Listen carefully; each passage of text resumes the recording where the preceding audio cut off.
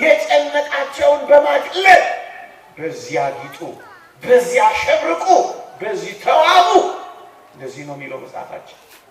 በትሩፋት ታጌጡ ዘንድ እወዳለሁ ነው እኮ የሚለው። እወዳለሁ በጌጣችሁ ልትኮሩበት ነው። ምን ልታረጉበት ነው? ከሌላው በልጣችሁ ለመታየት ነው። ምን ልታረጉበት? ክርስቲያን በልኩና በመጠኑ ነው የሚኖረው።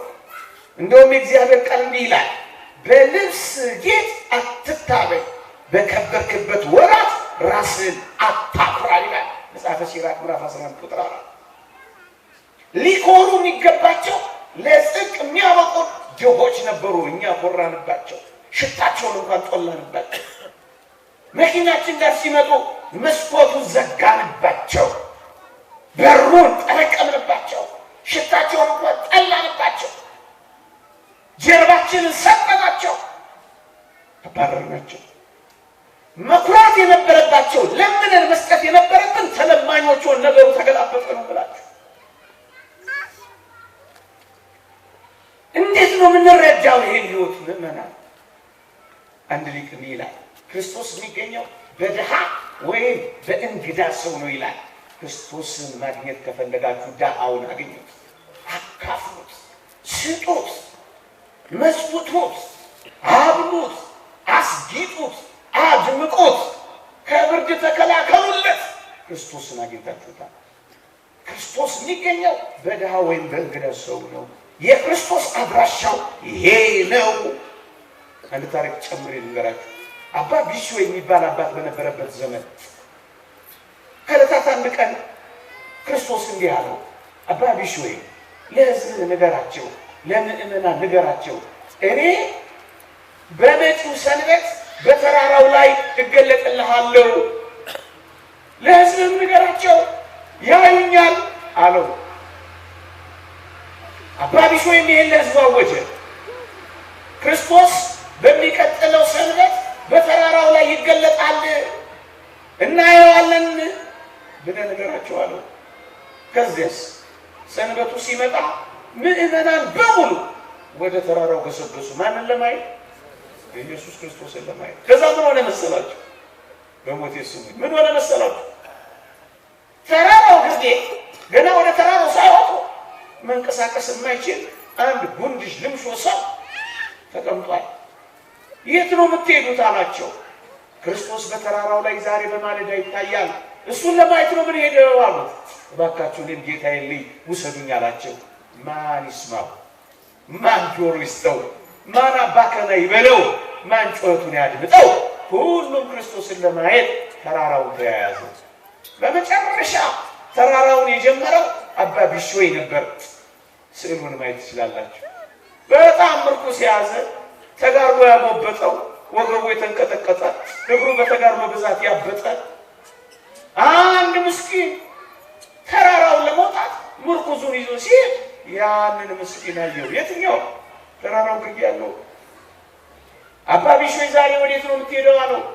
ጌታዬ መድኃኒቴ ኢየሱስ ክርስቶስ በዚህ በተራራው ላይ ዛሬ ይገለጣል፣ እሱን ለማየት ነው የሚሄደው አለው። እባክህ አባቴ ሆይ እባክህ እኔም ልሂድ፣ ውሰደው፣ ውሰደኝ፣ እኔም ልሂድ አለው። አባ ቢሾይ በጎበጠ ጉልበቱ፣ በሚንቀጠቀጥ ሰውነቱ፣ በዛለ ጉልበቱ ዝቅ አለና ድሃውን ተሸከሟል። እዩት ስዕሉ እንዴት ያሳዝናል መስላችሁ። እየተንቀጠቀጠው ተሸከመው።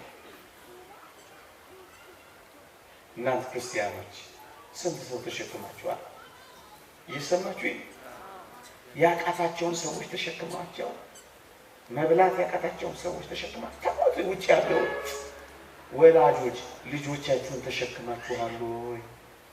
እንዴ ብዙ ልጆች እኮ በዚህ ዘመን እንደሚሳቀቁ እንሰማለን። ጥሩ ፊት ታሳያቸዋላችሁ። ማትሪክ ስለወደቁ፣ ፈተና ስላላለፉ፣ ስራ ሰርተው ገንዘብ ስላላመጡ ፊት ትነሷቸዋላችሁ ወይስ ትሸክማቸዋላችሁ? እርግጥ የኢትዮጵያውያን ወላጆች እንደሚሸከሙ እናውቃለን። እናንተ ልጆች ወይ ሰርታችሁ የምትገቡ ወላጆቻችሁን ትሸክማላችሁ? የምር በእውነት ምንም ሳትሰስቱ ትጦራላችሁ? ታካፍላላችሁ እንደምታደርጉ አውቃለሁ። ብዙ ወጣቶች የሚሸከማቸው አጥተው ስደት የገጠሙ አሉ። ብንሸካከም እኮ እዛ ባህር ውስጥ አይሰጥሙም ነበር። በህይወት እንደሚሞቱ እያወቁ በዛች አላያችሁም? ፊልሞቻቸው እንዴት እንደሚሰጥሙ አላያችሁም? በቅርቡ እንኳን 100 ምናምን ሰው አይደል የሰጠመው? አልሰማችሁም? ስንት አፍሪካውያን መብል ፍለጋ እረፍት ብንሸካከም እኮ እኔ ወንድሙ ቢሸካከም እኮ ቢያንስ ቀን ያልፋ። ተስፋ አይቆርጥም። ልሙት ብሎ አይሄድም እኮ። አሳዝን። ስንቶችን አጣ ሚሸከማቸው።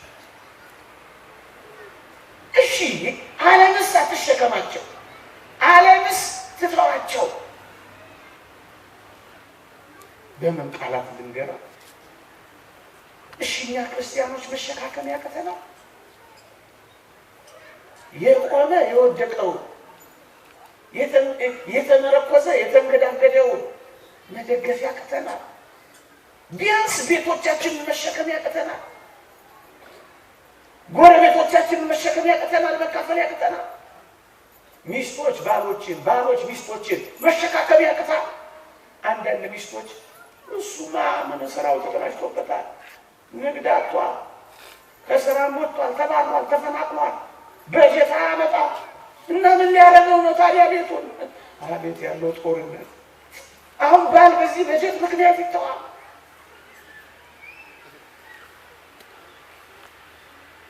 አንዳንዶች ሊቀማጠሉ ሲሞክሩ እናያለን። በትህትና እግዚአብሔር የሰጠኝ ነኝ ብለው አይሸካከሙ። በዝናብ የበቀለው በፀሐይ የበሰለው የእግዚአብሔር ገንዘብ ነው ብለው ባል ለሚስት ሚስት ለባል በቅንነትና በንጽህና መስጠትና መሸካከም መልመድ አለብን። ቀን ያልፋል። ዛሬ አንቺ ያለሽ ነገ ደግሞ እሱ ይኖረዋል። ዛሬ አንተ አለ ነገ ደግሞ እሷ ይኖራታል። ያንተ የእሷ ያንተ በቃ የጋራችን ነው አላለልንም እንጂ በኪሳችን ሁሉ ያለው የሁላችን እኮ ነበር መሆን የነበረበት ወገኖች። በኪሳችን ሁሉ ያለ ጋራችን ፀሐይ ነሽ የሚላት አለ የሁላችን አይደለች። ታላላቅ ጸጋዎች ሁሉ የኔ ነው አይባሉም፣ የኛ ናቸው። ልንካፈላቸው ነው የሰጠን እግዚአብሔር። እግዚአብሔር በሀብት ላይ ተሾመን የሀብት አከፋፋዮች ነን ማለት ነው። በቃ እንሸከማለን ወይ? ሰራተኞቻችሁን ትሸከማላችሁ?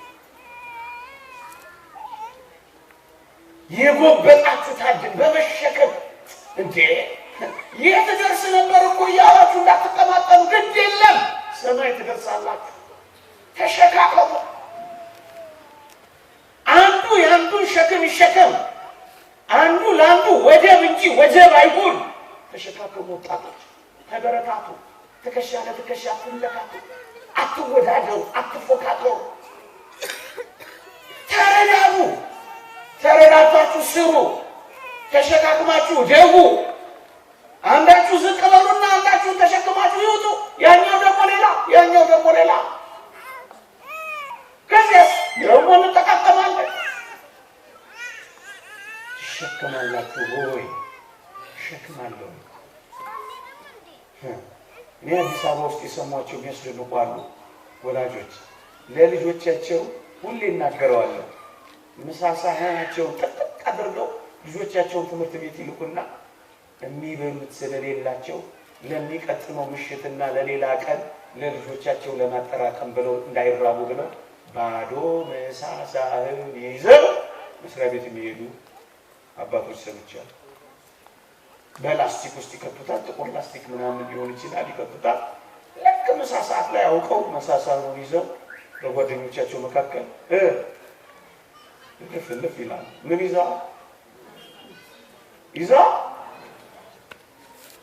አትበሉ ትንሽ ቆይቼ ከዛ ባዶ አንጀታቸው በሰርቪስ እየላሉ እነሱ በእግራቸው የሚመጡ እጃቸውን ያሻከሩ ወላጆች ለልጆቻቸው አጉርሰው የራሳቸውን ጣታቸውን ልሰው የሚያድሩ ወላጆች ኢትዮጵያውያንና ስለተሸካከምን ነው እዚህ ቆየ ነው እንጂ ተሸካክረን ነበር የምናልቀው። ስለተቃቀፉን እንጂ ያለነው ተናንቀን ነበር የምናልቀው። አይዟችሁ፣ ጨካኞች አትሆኑ። በፍጹም በፍጹም ቀን ያልፋል። እየሰማችሁ ነው? እስካልገደለን ድረስ ያጠነክረናል፣ ያልፋል። እስካለን ድረስ እንበረታለን፣ ያልፋል። ግን ቀን እስኪያልፍ ድረስ መጎራረስ ግድ ነው። ጌታችን እስኪመለከተን ድረስ እርስ በርስ መተያየታችን ግድ ነው። ክርስትና እንደዚህ ነው። ህይወት እንደዚህ ነው። አባ ቢሾ የተሸክሞት ወጣ።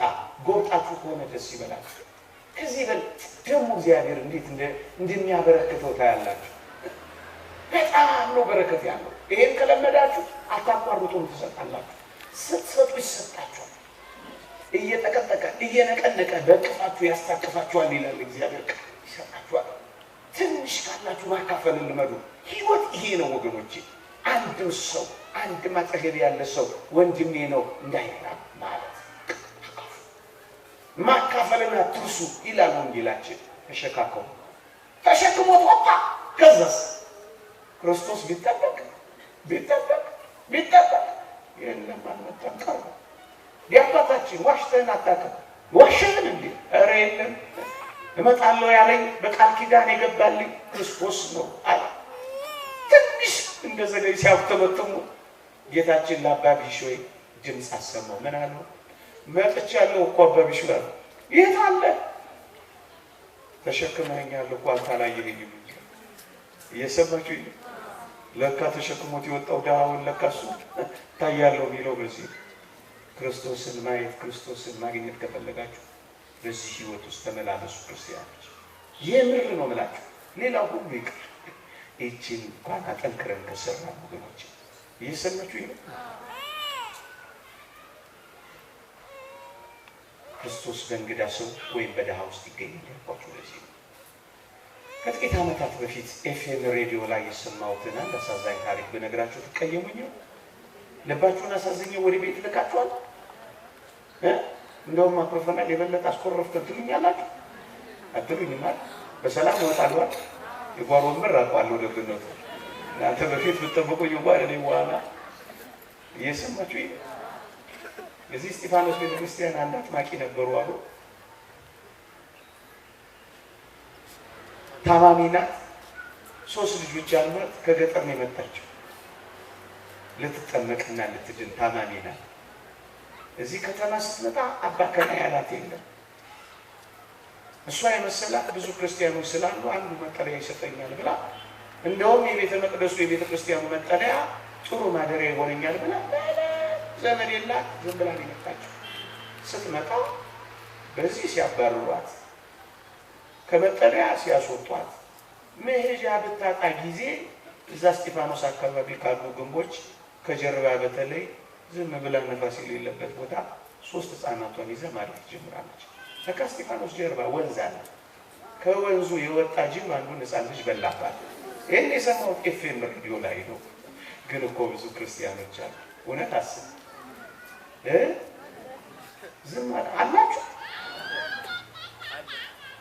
እኔ በሬዲዮ ነው የሰማሁት። አሳዝን ክርስቲያኖች እግዚአብሔር እንዳይጠይቅ ያዬ ነው እንዳይፈትሽ የምትችሉትን ጥቂት ነገር በወር አንድ ጊዜ አንድ ደሃ በወር ተውት። በቀን በወር አንድ የምታካፍሉ 10 ብር ካላችሁ 2 ብር የምትሰጡት በቀን የዳቧችሁን የምትተውለት የሻያችሁን የምትዘሉለት አንድ ደሃ ይኖራችሁ ሰጣችሁ ትንጣፉ። ክርስቶስን አገኛችሁት እኮ በቃ። በዚህ ዘመን እንሰማለን እኮ ምን ቃላት መግለጽ ይቻላል? በተለይ ህሙማን ቤት፣ በተለይ ጸበል ቤት፣ በተለይ ሆስፒታል በጣም ያሳስቡ። መድኃኒት አጥተው የሚሰቃዩ እንዴት ያሳስናል። በቅርቡ አንዲት ተጋዳይ ልጅ አውቃለሁ፣ ሰምቻለሁ። አጋንንትን በመዋጋት እድሜዋን የፈጀች ልጅ ናት። በረሃብ ጽናት ይሁን አላውቅም ስኳር ታማሚ ሆነች። ባለፈው ነሐሴ ይሁን እንደዚህ የተክልዬን በዓል ለማክበር ሄዳ ነበር አሉ። በግል አውቃታለሁ። እጅግ ተጋዳይ የሆነች ናት። ሰማዕትም ናት በእውነት። አላመልክም ብላ ከእግዚአብሔር ጋር አብራ መከራዋን የተቀበለች ስኳር በሽተኛ ሆና ኢንሱሊኗን ይዛ በዓል ለማክበር ወደ ተክልዬ በዓል ልታከብር ደብረ ሊባኖስ ሄደች። እዛ እያከበረች ቦርሳዋን ሰረቋት። ያሏት መመላለሻ ነው። ውስጡ ግን አብዛኛው የሞላው የምትወጋው መርፌ ነው። ኢንሱሊኗን ሰረቋት። በምን ትወጋ? እንዴትስ ትመለስ? እንዴትስ ፈጥና በጋሪቷ ጋር ትድረስ? እዛው አረፈች፣ ተቀበረች። ኢንሱሊን የሚሰርቅ ህዝብ አሳዝን። ግፈኛ ግፍ አልበዛ? ግፍ አልበዛ? ይህን ሁሉ ስናገር ግን ምናልባት ይህ ሰውዬ እብድ ነው እንዴ እንዳትሉ፣ ይህ ሰውዬ አዲስ አበባ ነው ያለው እንዴ እንዳትሉ፣ ይህ ሰውዬ ሽሮ ሜዳ ነው ያለው እንዴ እንዳትሉ፣ ምን ኖሮ ነው አሁን ስጡ የሚለን? እኛ እንደውም አንተ ልትሰጠን የመጣ መስሎኝ እንዳትሉ። የሰማችሁ አካውንታችሁ ውስጥ የማስገባው ምንም ብር የለም እናት፣ እንደነዛ እንደማፊያዎቹ እኛ ጋር የለም ብር የለም አለ። የጽድቅን መንገድ ግን እንነግራችኋለን። ይሄ ለግብዝነት አይደለም እንለው፣ ለማስመሰልም አይደለም እንለው፣ እውነት ስላለን ነው ግን የምንነግራችሁ። ምን ኖሮ ነው ስጡ የሚለን ልትሉ ትችላላችሁ። ምንም እንኳን ባይኖራችሁ መስጠት ትችላላችሁ። እውነት አሰብ ዮሐንስ አፈወርቅ ምን ይላል መሰላችሁ? ድህነትህ የቱንም ያህል ቢሆን 2 ዲናር የለህምን? 2 እግሮች አሉህ፣ ሕሙማንን ጠይቅበት። 2 ዓይኖች አሉህ፣ የሚሰቃዩትን እይበት። ቢያንስ 1 ጣራ አለ፣ እንግዶችን አስጠጋበት። 2 ዲናር አለ። ያቺ 2 ዲናር በመኩሪያ ጣለችውን ሴት እኮ አስታውስ። ወደ ምንም ነገር ባይኖራችሁ እንኳን ድሆችን የታመሙትን ጠይቁበት፣ በእግራችሁ እዩበት፣ በጣራችሁ አስጠልሉበት ከቻላችሁ። ምንም ነገር እንኳን ባይኖራችሁ የተወደዳችሁ ኦርቶዶክሳውያን፣ ሀብት የሚባለው በኪስ የሞላው በቦርሳ የታጨቀው በጎተራ የተከተተው በአካውንት የተቀመጠው ብቻ እንዳይመስላችሁ። ሀብት አላችሁ። ምን አይነት ሀብት አላችሁ መሰላችሁ? ጉልበት አለሽ። ለምሳሌ እስኪ አባ ገና ሌላ የሌላቸው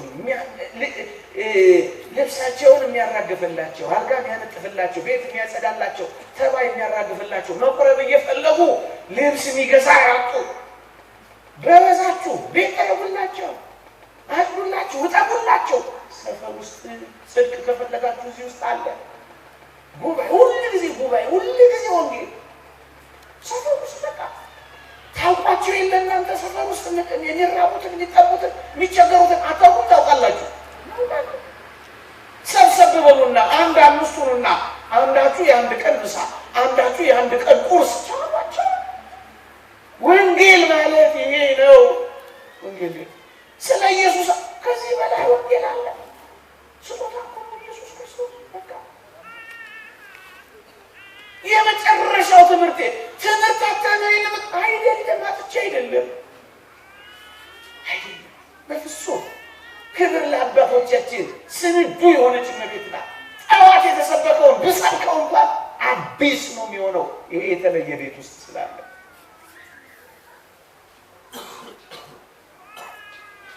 አዲስ ማለዳ አዲስ ቃል አላት ቤተክርስቲያን። ቤት ሞልቷቸው የሰው ረሃብ ያዛቸዋሉ። ጎብኟቸው፣ ይዋቸው። መብል ሞልቷቸው ፍቅር የራባቸው አለ፣ ስሟቸው። እፍኝ ጥሬ ሞልቷቸው አስታዋሽ እፍኝ ልብ ያጡ ወላጆች ብዙ ናቸው፣ ጎብኟቸው።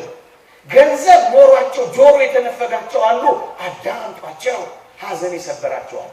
ሐዘን በዚህ ዘመንማ ብዙ ሰው በተለይ አረጋውያን ብዙ ሐዘን ሰብሯቸዋል። በዚህ ዘመን እንዲያና እንዲህ ብዬ አልዘረዝረው፣ ታውቁታላችሁ።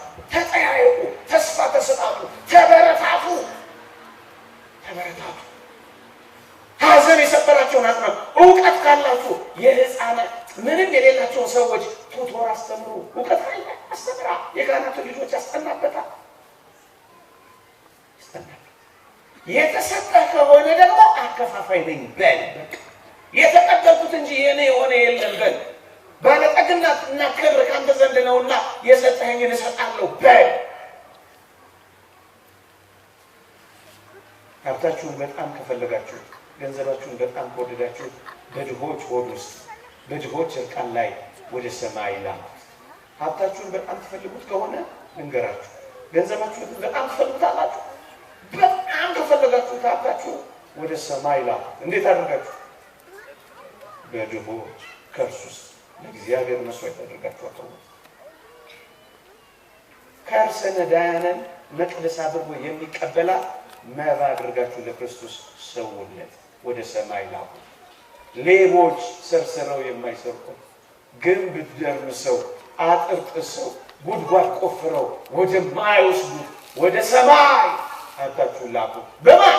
በድሆች ውስጥ፣ በምስኪኖች ውስጥ፣ በተጨነቁት ውስጥ በአመፃ ገንዘብ በሰማይ ለራሳችሁ ወዳጆችን አብጁ ይላል ጌታችን። ወደ ሰማይ ኤክስፖርት አድርጉ። ባንክ ከማስቀመጥ በላይ ነው። የዚህ ጋራንቲ እንሰጣችኋለን። አይተናላ። ባንክ ከማስቀመጥ አክሲዮን ከመግዛት በላይ ለድሆች መስጠት ይበልጣል። ወደ ሰማይ ላኩ።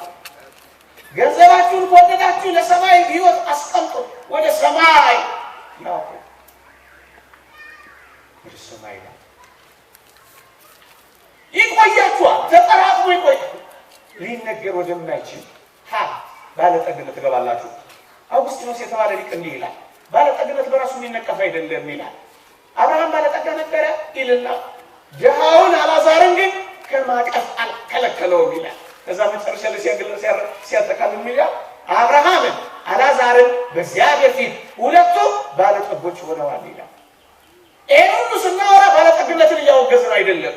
የሚመጣው ባለጠግነት ግን በሰማይ ነው ያለው። አልዓዛር በአብርሃም እቅፍ ነው የገባው። እቅፎችን አዘጋጁ። በቅዱሳን ስም በመዘከር ድሆችን በሰማይ እቅፍ አዘጋጁ። በሰማይ መጠለያ አዘጋጁ። በሰማይ ስፍራ አዘጋጁ። በሰማይ እቅፍ የሚሞቅ እቅፍ አዘጋጁ። ወገኖች ወደ ሰማይ ላኩ። ገንዘባችሁ ወደ ሰማይ ላኩ። ቆይ ልጠይቃችሁ። የዚህ ዓለም የባለጸጎች መዝገብ ፎርብስ መጽሔት ነው የሚባለው ነው አይደል የሚባለው? ፎርብስ መጽሔት ስማችሁን ቢያውቀው ይሻላችኋል? የዘላለም የሕይወት መዝገብ ክርስቶስ ጋር በተጻፉ ይሻላችኋል? ምን ሴቶች እስኪ ዝም በሉ። ቆይ ወንዶች የላችሁም? ገና እያሰባችሁበት ነው አይደል? ካልኩሌተር እየመታችሁ ነው ገና። ፎርብስ መጽሔት ቢጽፋችሁ ይሻላል ወይስ የክርስቶስ መዝገብ ይሻላል አይደል? ይሻላል አይሻልም? ወደ ሰማይ ላኩ። ወደ ሰማይ እዛ የሕይወት መዝገብ አለ። ያ ንፉግ የሆነው ነው የሚባለው ሰው አታስታውሱ? ስሙ የለም እኮ ሉቃስ 16 ላይ ስሙ ያለው የአልዓዛር ብቻ ነው። የኛውስ አንድ ባለጠጋ ሰው ነበረ። ስሙን ያውቃል ግንስ ሊጠራው አልፈለገም። ክርስቶስ ስማችሁን ቢጠራው ይሻላል ወይስ ይሄ ዓለም ስማችሁን ቢናኘው ይሻላል? ወደ ሰማይ ላኩት። አልዓዛርን እያሰባችሁ ዳውን እያሰባችሁ በዚህ ዓለም ዝነኛ መሆን ይሻላችኋል? በሰማይ ዝነኛ መሆን? አልዓዛር ዝነኛ የሆነው በምድር ነው ወይስ በሰማይ ነው? በምድር በድህነቱ ዝነኛ ነው። በሰማይ በምን በባለጠግነቱ ተፈላጊ ሰው ሆና። በጣም ተፈላጊ ሰው መሆን ከፈለግ ያለ ማጉረምረም ኖርበት። አልዓዛር በሰማይ በጣም ተፈላጊ ቪአይፒ ነው። ቪአይፒ ነው የሆነው። እንደውም ቪአይፒ ማለት ነው አይደለም? ነው አይደለም? በጣም የአልዓዛር ጊዜ በሰማይ ዛሬ የኛ ጊዜ በሰማይ ግን የማን ጊዜ? በዚህ አጭር ዘመን ዝነኛ ባትሆን ቅር አይበለም። በዘላለም ሕይወት ዝነኛ ከሆንክ ይበቃል። የአልዓዛር ጊዜ ይመጣል። እውነት አስብ። ለዛ ጊዜ ወደ ሰማይ ላኩት። መልአከ ብርሃን ሰላማ ይባሉ እዚህ ኢትዮጵያ ውስጥ የነበሩ ሊቅ ነበሩ። እሱን ነግሬያችሁ ላብቃ። መልአከ ብርሃን ማን አልኳችሁ? ምንም ያላችሁ አትመስሉም። ደክሟችኋል፣ እርቧችኋል። እኔ እንደዚህ እንደው ጉጉ ስልባችሁ እናንተ ግን ትሽታ እንኳን ማትሰጡ ለካ የኔታ ወደው አይደለም አላችሁ። ሚሉት አላችሁ ያቆር ምን በትምህርቱ ቀራላችሁ ወይ ምናምን አላችሁ። ለማባበል እኮ ያው ቅድም ነገርኳችሁ። ምንም ባይኖራችሁ እንኳን አይዟችሁ ብዬ እኮ ለማባበያ እኮ ነው ስራ ያመጣው ነው አይደለም? እውነት ግን ከመናገር ወደ ኋላ ማለት የለብንም። እና መልአከ ብርሃን ማን አልኳችሁ? መስጠት ነው ስራቸው። ለተቸገረ ሁሉ ይሰጣል፣ ለመዋጮ ሁሉ ያዋጣል። እና ሌሎቹ እንደ በታኝ ነው የሚቆጥሯቸው እና ሰብሰብ ብሎ ጓደኞቻቸው ምን አሉ? አንተ ሰላም አቤት ሀብትህን እንዴት ብትጠላው ነው እንደዚህ በተንከው ብሏቸዋል። እሳቸው ምን ብለው መለሱ አሉ? እኔ ልጆቼን ኋላ ወደ ምን ሄድበት ቀድሜ ብሰደው ወደድኩት ወይስ ጠላሁት አሏቸዋል። ወደዱት ወይስ ጠላሁት? ኋላ ወደሚሄድበት አስቀድሜ ከሰደድኩት መውደድ ወይስ መጥላት? እርግጠኛ ናቸው? በሉ እንደ መልአከ ብርሃን ለመሆን ያውቃል። የተረሳው መቅደስ ብዙዋል። እኛ የምንተሳሰብ እዚህ ውስጥ እየተራበ የሚሰማን እንደሚኖር እርግጠኛ ነኝ። እየሰማችሁ ነው። በእርግጠኝነት ይህንን የእግዚአብሔር ቃል ሰምቶ የሚጠገብ እንዳለ አውቃለሁ። እየተራበ የሚሰማ እየተራበ የሚያለቅስ እዚህ መጥቶ እንዳለ አውቃለሁ። ግን ምን ያህል ጋር አንተሳሰብም? እኛ ትተነዋል። እንደው እግዚአብሔር እንዴት ያዝንብን ይሆን? በጥንቷ ቤተክርስቲያን በዕለተ ሰንበት እሑድ ማለዳ የገንዘብ መዋጮ ይደረግ ነበር። ቤተክርስቲያን ታሪክ ሳለ እየሰማችሁ ነው። የገንዘብ መዋጮ የሚደረገው ለምን እንደሆነ ታውቃላችሁ? በሰንበት በዚያ አጥቢያ ያሉ ድሆች ምን ይጠጉበታል። እየሰማችሁ ነው። እንደዚህ የሚያጠግብ መሰባሰብ ፈጠሩና እናንተ ማይበራል እናንተ ተሰብሰቡና ድሆችን መግቡበት። እሺ የተረሳው እንድናስታውሰው ይርዳል። ይቆየን። አሜን።